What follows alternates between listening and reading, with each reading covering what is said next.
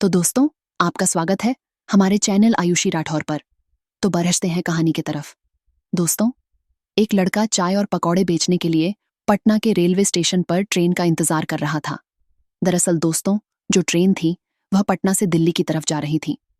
दोस्तों, कुछ देर बाद ट्रेन जो है वह पटना के रेलवे स्टेशन पर आ जाती है और जो लड़का है वह ट्रेन में चाय और पकौड़े बेचने के लिए ट्रेन में चढ़ जाता है और चिल्ला चिल्ला कर बेचने लगता है।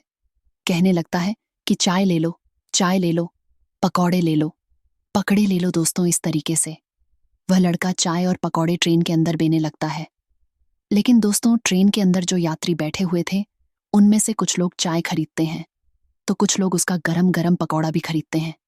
दोस्तों, वह लड़का एक बोगी से दूसरे बोगी में और दूसरे बोगी से तीसरे बोगी में ऐसे करके वह चाय बेच रहा था और पकौड़ा बेच रहा था। तभी पीछे से एक लड़की की आवाज आती है और वह लड़की कहती है कि भैया, मुझे भी पकौड़ा लेना है।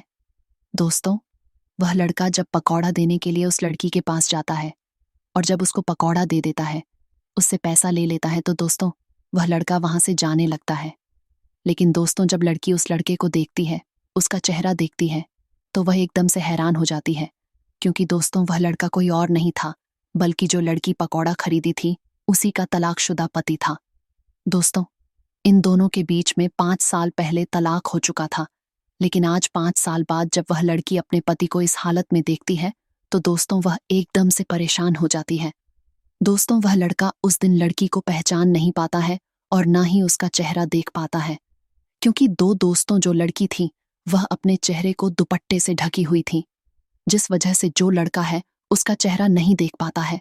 दोस्तों, वह लड़का पकौड़ा देने के बाद वहां से दूसरी बोगी में चाय बेचने के लिए चला जाता है। लेकिन जो लड़की थी वह अब उस लड़के का पीछा करने लगती है। दोस्तों, वह लड़का जिस बोगी में चाय और पकड़े बेचने के लिए जाता था, वह लड़की उस बोगी में उसके पीछे पीछे चली जाती थी। दोस्तों, जो लड़का था वह सोचता था कि आखिर यह मैडम जी मेरा पीछा क्यों कर रही है। लेकिन दोस्तों, लड़का कुछ बोलता नहीं था और जो लड़की थी वह भी उससे कुछ नहीं बोलती थी। दोनों लोग एक दूसरे से बात करना चाहते थे, लेकिन दोस्तों दूर दूर रहते थे और दोनों एक दूसरे से कुछ बोलते भी नहीं थे। लेकिन कुछ देर बाद जो लड़की है वह सोचती है और फिर उसके पास जाती है, और लड़की उसके पास जाती है तो उससे कहती है कि तुम्हारा नाम क्या है। दोस्तों, वह लड़का कहता है कि मैडम जी, आपको मेरे नाम से क्या मतलब है, आपको मेरे बारे में क्यों जानना है। तब दोस्तों वह लड़की कहती है कि तुम मुझे जानते नहीं हो कि मैं कौन हूं।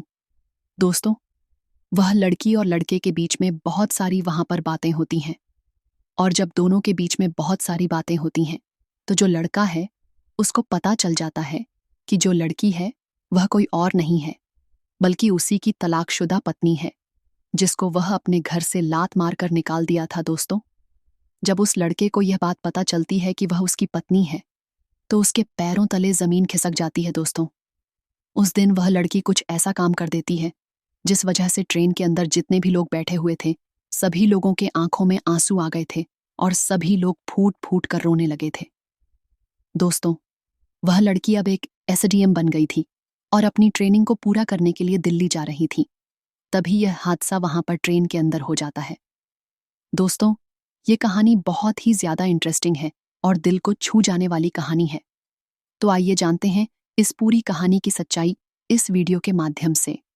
लेकिन दोस्तों, वीडियो में आगे बढ़ने से पहले वही आप लोग से छोटा सा रिक्वेस्ट है कि अगर आप लोग हमारे चैनल पर पहली बार आए हैं तो चैनल को सब्सक्राइब कर लीजिए और वीडियो को लाइक कर दीजिए, ताकि जो मेरा हौसला है वह और भी ज्यादा बढ़ता रहे और भी ज्यादा इंटरेस्टिंग कहानियां ऐसे ही रोज रोज मैं आपको सुनाता रहूं। दोस्तों, यह सच्ची घटना पटना की है और जो लड़का था उसका नाम मनीष है। दोस्तों, मनीष पटना में ही रहता है और पटना में ही उसका घर है।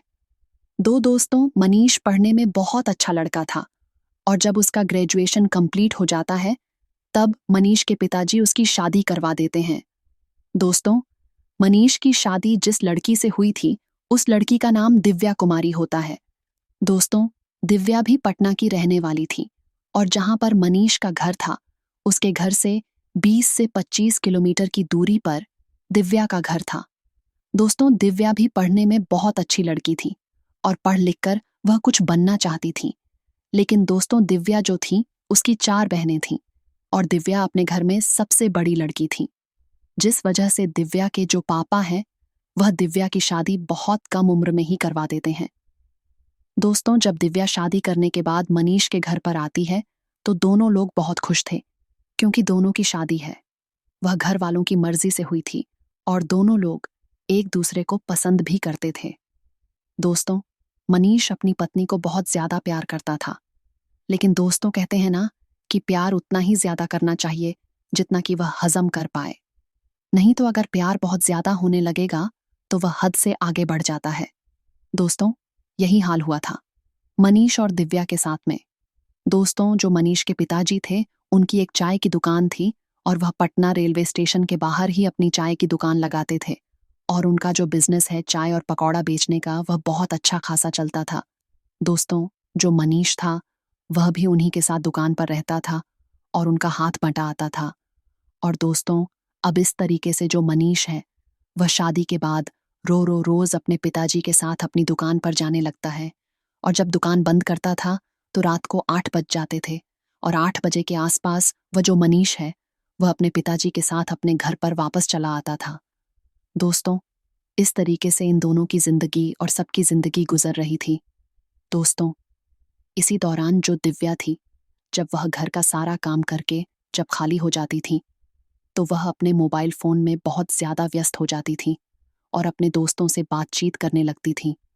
लेकिन दोस्तों, मनीष जब भी दिव्या को फोन करता था तो जो दिव्या का फोन है वह हमेशा बिजी आता रहता था। मनीष दिव्या से पूछता था कि तुम इतना दिन सारा दिन कहाँ किससे बात करती रहती हो। तब दिव्या कहती थी कि मेरी कुछ सहेलियां हैं, मैं उनसे पढ़ाई लिखाई के बारे में बात करती रहती हूँ और एग्जाम का कुछ पेपर उनसे मैं मंगवा रही हूँ। लेकिन दोस्तों, जो मनीष था उसको बहुत ज्यादा बुरा लगता था जब उसकी पत्नी फोन पर किसी से बात करती थी। तो दोस्तों, मनीष नहीं चाहता था कि उसकी पत्नी है उसके अलावा किसी और से मतलब रखें और किसी और से बात करें। दोस्तों, अब इस तरीके से वक्त गुजर रहा था, लेकिन अब इन दोनों की शादी को पूरे 6 महीने गुजर चुके थे और इन 6 महीने बाद मनीष और दिव्या के बीच में लड़ाई झाग होने लगते हैं। दोस्तों, मनीष बार बार उससे कहता था कि तुम किसी से बात मत करो और कभी कभी ऐसा भी होता था कि जो मनीष है वह अपनी पत्नी का मोबाइल छीनकर अपने पास रख लेता था और 4-5 दिनों तक उसको फोन देता ही नहीं था। लेकिन दोस्तों, जो दिव्या थी वह पढ़ने लिखने वाली लड़की थी और वह गलत काम नहीं करती थी। दोस्तों, मैं आपको बता दूं कि दिव्या जैसी लड़की शायद बहुत कम ही लोगों को मिलती है, इतनी ज्यादा वह अच्छी लड़की थी। लेकिन दोस्तों, जो मनीष था वह हमेशा दिव्या के ऊपर शक करता था। दोस्तों, मनीष को ऐसा लगता था कि उसकी पत्नी है वह किसी और से बातचीत करती है। दोस्तों, मनीष कई बार दिव्या से पूछता भी है, लेकिन जो दिव्या है वह मनीष से कहती है कि देखो, मेरी जिंदगी में तुम्हारे सिवा कोई नहीं है और अगर मैं किसी से बात भी करती हूँ तो मुझे बहुत जरूरी काम रहता है, तब मैं जाकर किसी से बात करती हूँ। दोस्तों, दिव्या उससे से कहती है कि ऐसा मैं अपनी जिंदगी में कभी भी नहीं कर सकती हूँ। लेकिन दोस्तों, जो मनीष था वह अपनी पत्नी की बातों को नहीं मानता था। जब मनीष अपनी पत्नी का मोबाइल अपने पास रख लेता था तो दोस्तों, दिव्या को पढ़ाई करने में बहुत ज्यादा दिक्कत परेशानी होती थी, क्योंकि दोस्तों, जो दिव्या थी वह अपने मोबाइल से ही अपना ऑनलाइन क्लास करती थी, ऑनलाइन पढ़ाई करती थी। अब दोस्तों, इस तरीके से दोनों के बीच में बहुत ज्यादा विवाद हो जाता है और जब शादी को पूरे 1 साल गुजर जाते हैं तो दोनों के बीच में इतना ज्यादा विवाद होता है, इतना ज्यादा लड़ाई झगड़ा होता है, जिस वजह से जो दिव्या है वह मनीष से बहुत ज्यादा तंग आ जाती है और अपने पापा को फोन करके कहती है कि पापा जी, अब मैं यहाँ पर नहीं रह सकती हूँ, क्योंकि यहाँ पर मैं रहूंगी तो हमेशा मेरा दिमाग खराब होता रहेगा और मेरी पढ़ाई भी नहीं हो पाएगी।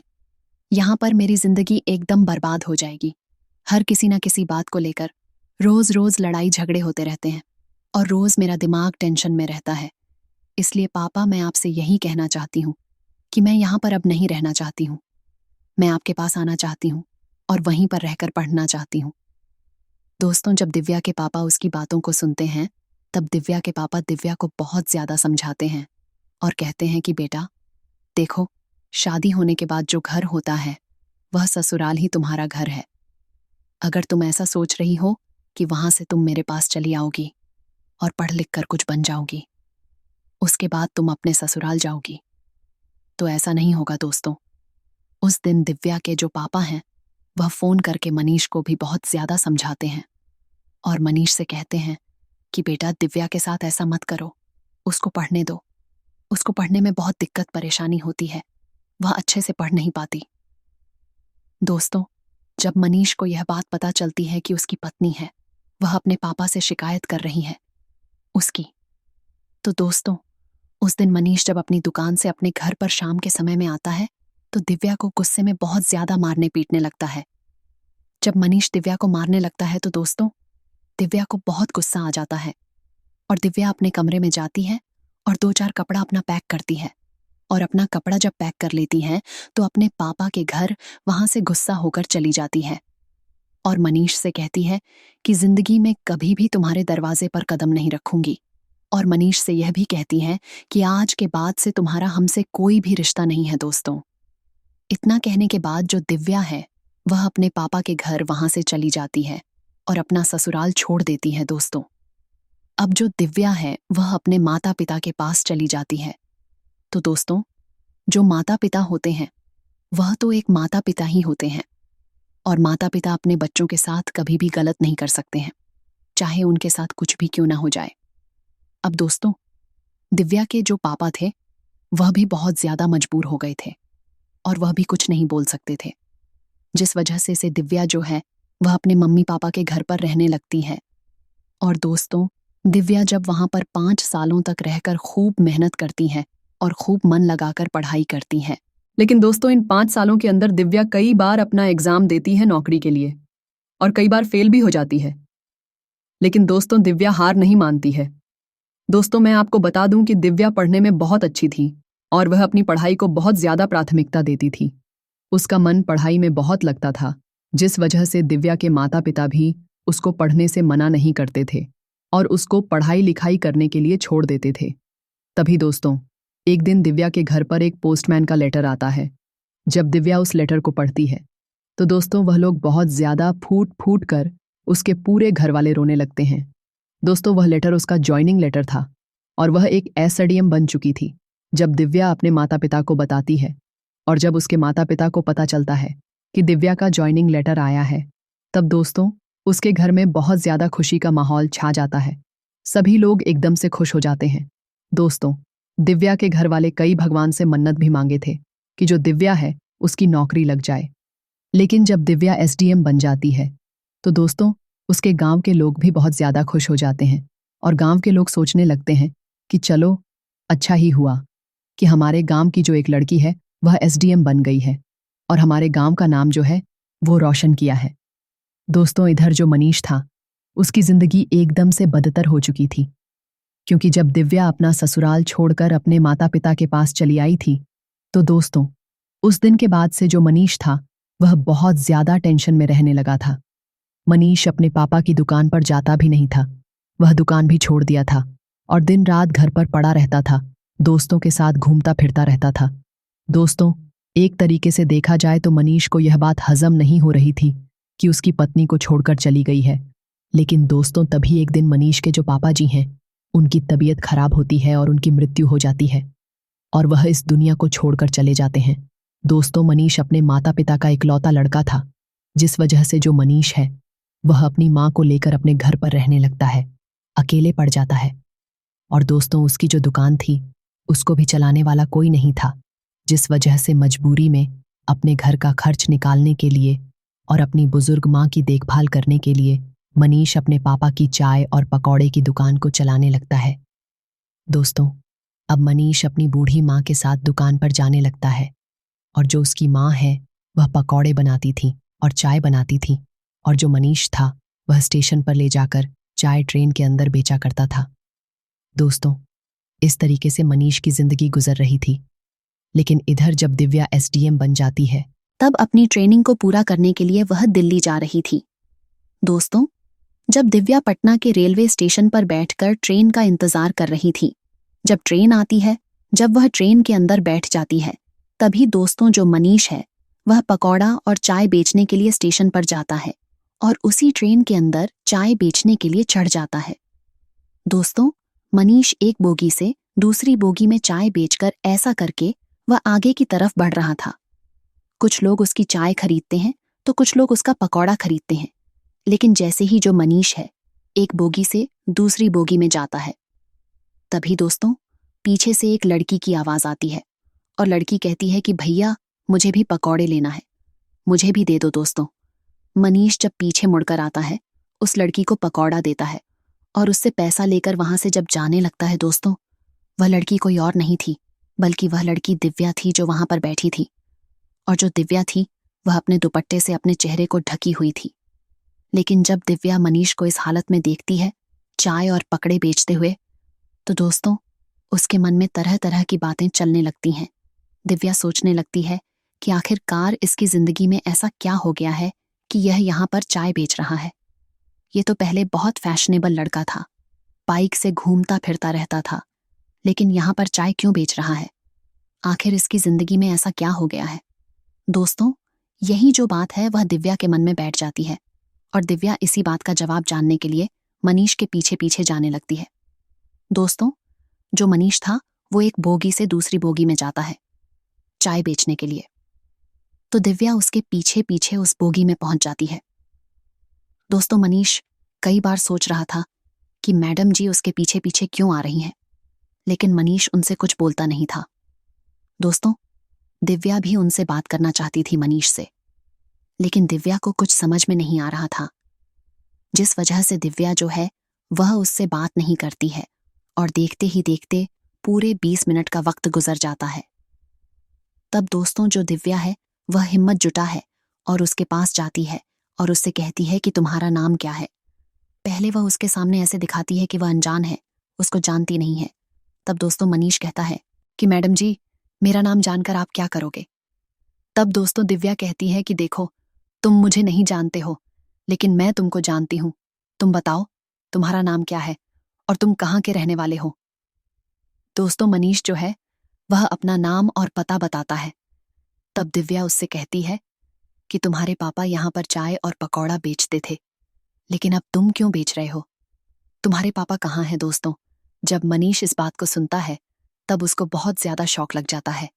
मनीष उस लड़की से पूछता है कि एक बात बताइए मैडम जी, आप कौन हैं और आप मेरे बारे में इतना कैसे जानती हैं?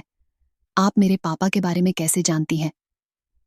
तब दोस्तों वह जो दिव्या है वह अपना दुपट्टा अपने चेहरे से हटाती है और जब मनीष उसका चेहरा देखता है तो दोस्तों मनीष के पैरों तले जमीन खिसक जाती है और जो उसके हाथ में केतली थी चाय की, दोस्तों वह केतली छूटकर ट्रेन के अंदर गिर जाती है। जब केतली ट्रेन के अंदर नीचे गिरती है तो उस बोगी में जितने भी लोग बैठे हुए थे सभी लोग मनीष को और उसकी पत्नी दिव्या को देखने लगते हैं। दोस्तों, दिव्या जब अपना चेहरा उसको दिखाती है तो मनीष कुछ बोल नहीं पा रहा था। ऐसा लग रहा था कि उसके मुंह से आवाज निकल ही नहीं पा रही। एकदम से वह शॉक्ड हो गया था। दोस्तों, उस दिन मनीष पूछता है दिव्या से कि तुम कहाँ जा रही हो?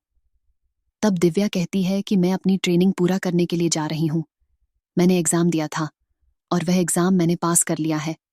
मैं एक एसडीएम बन गई हूँ। दोस्तों, जब मनीष ये बात सुनता है कि जो दिव्या है वह एसडीएम बन गई है तो उसके पैरों तले जमीन खिसक जाती है और मनीष और भी ज्यादा हैरान हो जाता है।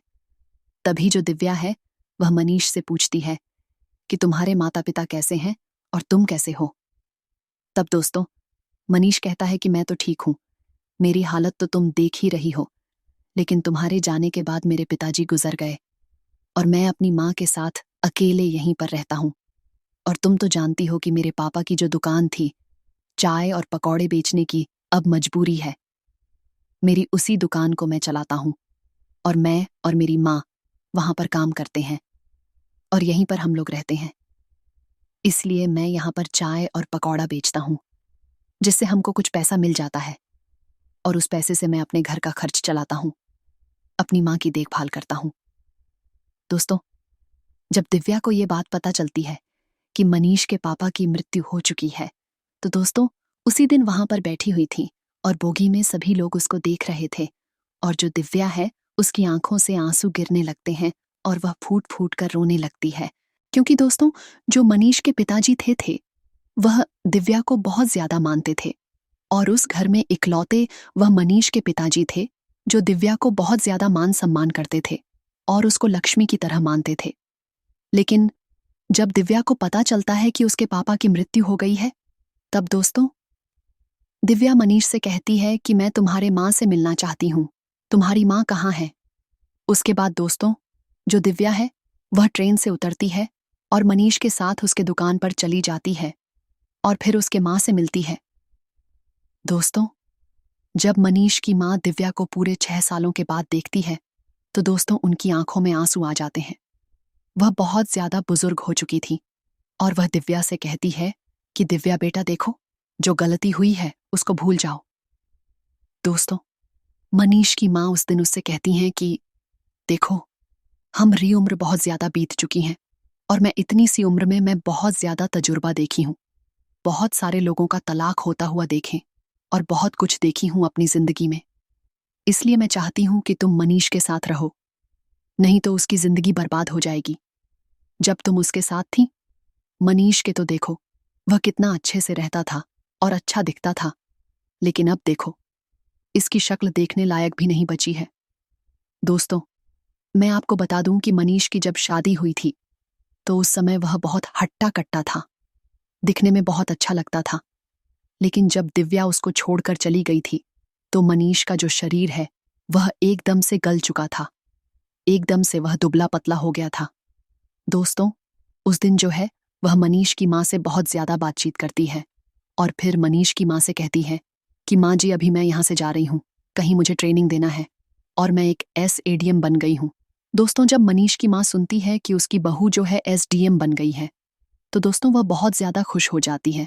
वह इतना ज्यादा खुश हो जाती है कि आप लोग सोच भी नहीं सकते हैं। दोस्तों वह बुजुर्ग महिला को ऐसा लग रहा था कि उनकी खुद की बेटी SDM बन गई हो, ज्यादा खुश हो जाती है। दोस्तों उस दिन दिव्या अपने सासू माँ से कहती हैं और अपने पति से भी कहती हैं कि देखिए अभी मैं कुछ नहीं बता सकती हूँ, मैं अभी जा रही हूँ ट्रेनिंग करने के लिए और जब मेरी ट्रेनिंग पूरी हो जाएगी तब मैं बताऊंगी कि मैं मनीष के साथ रहूंगी या नहीं रहूंगी। दोस्तों इस तरीके से जो दिव्या है वहां पर बातचीत करती है और अपने पति से भी बातचीत करती है, क्योंकि दोस्तों जो मनीष के पिताजी थे वह दिव्या को बहुत ज्यादा मानते थे और उस घर में इकलौते वह मनीष के पिताजी थे जो दिव्या को बहुत ज्यादा मान सम्मान करते थे और उसको लक्ष्मी की तरह मानते थे। लेकिन जब दिव्या को पता चलता है कि उसके पापा की मृत्यु हो गई है, तब दोस्तों दिव्या मनीष से कहती है कि मैं तुम्हारे माँ से मिलना चाहती हूँ, तुम्हारी माँ कहाँ है। उसके बाद दोस्तों जो दिव्या है वह ट्रेन से उतरती है और मनीष के साथ उसके दुकान पर चली जाती है और फिर उसके माँ से मिलती है। दोस्तों जब मनीष की माँ दिव्या को पूरे 6 सालों के बाद देखती है तो दोस्तों उनकी आंखों में आंसू आ जाते हैं। वह बहुत ज्यादा बुजुर्ग हो चुकी थी और वह दिव्या से कहती है कि दिव्या बेटा देखो, जो गलती हुई उसको भूल जाओ। दोस्तों मनीष की माँ उस दिन उससे कहती हैं कि देखो हमारी उम्र बहुत ज्यादा बीत चुकी है और मैं इतनी सी उम्र में मैं बहुत ज्यादा तजुर्बा देखी हूँ, बहुत सारे लोगों का तलाक होता हुआ देखे और बहुत कुछ देखी हूँ अपनी जिंदगी में। इसलिए मैं चाहती हूँ कि तुम मनीष के साथ रहो, नहीं तो उसकी जिंदगी बर्बाद हो जाएगी। जब तुम उसके साथ थी मनीष के, तो देखो वह कितना अच्छे से रहता था और अच्छा दिखता था, लेकिन अब देखो इसकी शक्ल देखने लायक भी नहीं बची है। दोस्तों मैं आपको बता दूं कि मनीष की जब शादी हुई थी तो उस समय वह बहुत हट्टा कट्टा था, दिखने में बहुत अच्छा लगता था। लेकिन जब दिव्या उसको छोड़कर चली गई थी तो मनीष का जो शरीर है वह एकदम से गल चुका था, एकदम से वह दुबला पतला हो गया था। दोस्तों उस दिन जो है वह मनीष की माँ से बहुत ज्यादा बातचीत करती है और फिर मनीष की माँ से कहती है कि माँ जी अभी मैं यहाँ से जा रही हूँ, कहीं मुझे ट्रेनिंग देना है और मैं एक SADM बन गई हूँ। दोस्तों जब मनीष की माँ सुनती है कि उसकी बहू जो है SDM बन गई है तो दोस्तों वह बहुत ज्यादा खुश हो जाती है। वह इतना ज्यादा खुश हो जाती है कि आप लोग सोच भी नहीं सकते हैं। दोस्तों वह बुजुर्ग महिला को ऐसा लग रहा था कि उनकी खुद की बेटी SDM बन गई हो, ज्यादा खुश हो जाती है। दोस्तों उस दिन दिव्या अपने सासू माँ से कहती हैं और अपने पति से भी कहती हैं कि देखिए अभी मैं कुछ नहीं बता सकती हूँ, मैं अभी जा रही हूँ ट्रेनिंग करने के लिए और जब मेरी ट्रेनिंग पूरी हो जाएगी तब मैं बताऊंगी कि मैं मनीष के साथ रहूंगी या नहीं रहूंगी। दोस्तों, इस तरीके से जो दिव्या है वहां पर बातचीत करती है और अपने पति से भी बातचीत करती है और अपने सासू माँ से बातचीत करने के बाद फिर से रेलवे स्टेशन पर चली जाती है और ट्रेन पकड़ती है और दिल्ली चली जाती है अपनी ट्रेनिंग को पूरा करने के लिए। लेकिन दोस्तों, जब 1 साल बाद दिव्या का ट्रेनिंग कंप्लीट हो जाता है, तब दिव्या सबसे पहले अपने माता पिता के पास जाती है, अपने माता पिता के पैर छूती है और जब सभी लोग एक एक साथ बैठे हुए रहते हैं, तभी दोस्तों दिव्या अपने माता पिता से कहती है कि पापा जी, मैं आपसे एक बात कहना चाहती हूँ। तब दिव्या उस दिन अपने पापा से कहती है कि पापा जी, मैं जब ट्रेनिंग के लिए जा रही थी, उसी समय मेरी मुलाकात मनीष से हुई थी और उसकी माँ से हुई थी। दोस्तों, वह कहती है कि मनीष पहले जैसा अब नहीं रह गया है, वह सुधर गया है और वह कामकाज करता है और अपनी माँ की सेवा करता है। दोस्तों, उस दिन दिव्या अपने पापा से कहती है कि पापा, मेरी जिंदगी में जो भी कुछ हादसा हुआ है, मैं उसको भूलना चाहती हूँ, लेकिन मेरी शादी मनीष से हुई थी। ये बात तो सत्य है और मैं भी मनीष के साथ रहना चाहती हूँ, वह मुझे बहुत अच्छा लगता है। लेकिन दोस्तों, जब दिव्या अपने माता पिता से इस तरीके की बात करने लगती है और जब उसके माता पिता दिव्या से इस बात को सुनते हैं, तो उसके माता पिता कहते हैं कि देखो बेटा, तुम्हारी जिंदगी बदल चुकी है और तुम पहले वाली दिव्या नहीं रह गई हो। अब तुम एक एसडीएम बन गई हो और तुम्हारा रुतबा है और लोग तुमको जानते हैं। अगर तुम उससे शादी करोगी तो तुम्हारी बहुत ज्यादा बदनामी होगी। लेकिन दोस्तों, दिव्या कहती है अपने पापा से कि पापा, मुझे फर्क नहीं पड़ता है कि लोग मेरे बारे में क्या सोचते हैं।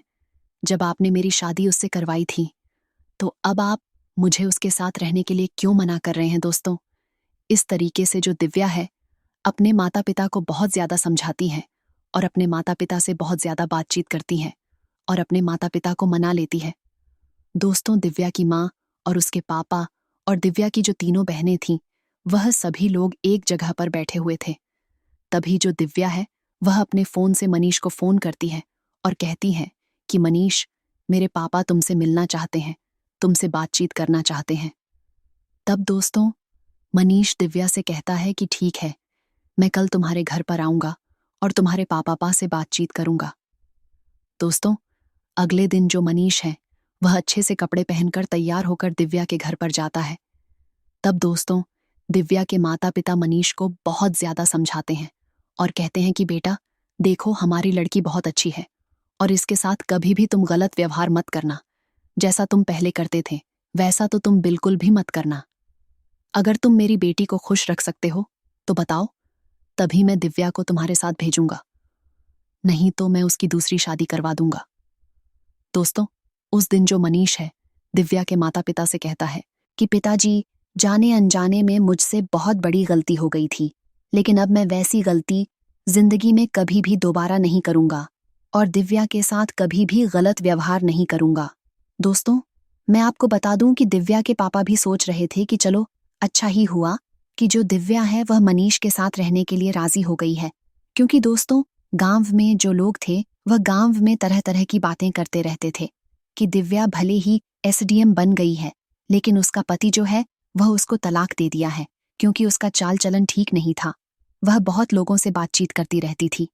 दोस्तों, इस तरीके की जो बातें वह गांव के लोग करते थे, जिस वजह से दिव्या के पापा जो है वह दिव्या का विरोध नहीं करते हैं और वह भी सोचते हैं कि चलो अच्छा ही हुआ कि वह अपने पति के साथ रहेगी और उसकी इज्जत बच जाएगी।